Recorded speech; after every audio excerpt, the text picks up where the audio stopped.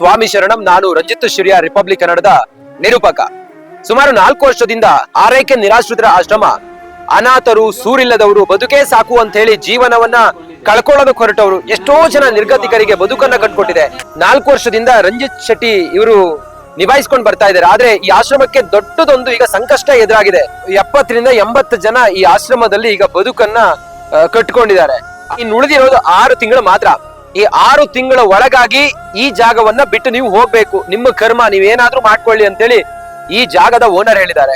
ಆಶ್ರಮಕ್ಕೆ ಬಂದಿರುವ ಸಂಕಷ್ಟವನ್ನ ನೋಡಿ ಒಬ್ರು ದಾನಿಯೊಬ್ರು 8 ಗುಂಟೆ ಜಮೀನನ್ನ ಈ ಆಶ್ರಮಕ್ಕೆ ನಾವು ಕೊಡ್ತೀವಿ ಅಂತ ಹೇಳಿದ್ದಾರೆ. ಆ 8 ಗುಂಟೆ ಜಮೀನಲ್ಲಿ ಈಗ ಆಶ್ರಮ ಕೊಟ್ಟೋದೇ ಬಹಳ ದೊಡ್ಡ ಸವಾಲು ರಂಜಿತ್ ಶೆಟ್ಟಿ ಅವರಿಗೆ. ನಾವೆಲ್ಲರೂ ಕೂಡ ರಂಜಿತ್ ಶೆಟ್ಟಿ ಅವರ ಜೊತೆಗೆ ನಿಂತ್ಕೊಂಡಿದೀವಿ.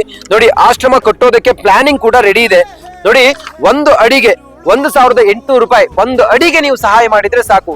ಸುಮಾರು 4.5 ಸ್ಕ್ವೇರ್ ಫೀಟ್ ಜಾಗದಲ್ಲಿ ಕಟ್ತಿರುವಂತ ಆಶ್ರಮ 300 ರಿಂದ 400 ಜನರಿಗೆ ಅಲ್ಲಿ ಬದುಕನ್ನ ಕಟ್ಕೊಳ್ಬಹುದು ಅಲ್ವಾ, ಅವ್ರಿಗೆ ಜೀವನವನ್ನ ಕೊಡ್ಬಹುದು.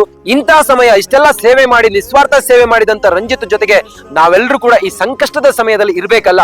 ನಿಮ್ಮೆಲ್ಲರ ಸಹಾಯದ ನಿರೀಕ್ಷೆಯಲ್ಲಿ ನಾವೆಲ್ಲರೂ ಇದೀವಿ. ನಾವು ಕೇಳ್ತಿರೋದು 1 ಅಡಿ ಜಾಗದ ಕನ್ಸ್ಟ್ರಕ್ಷನ್ಗೆ 1800 ರೂಪಾಯಿ ಆಗುತ್ತೆ.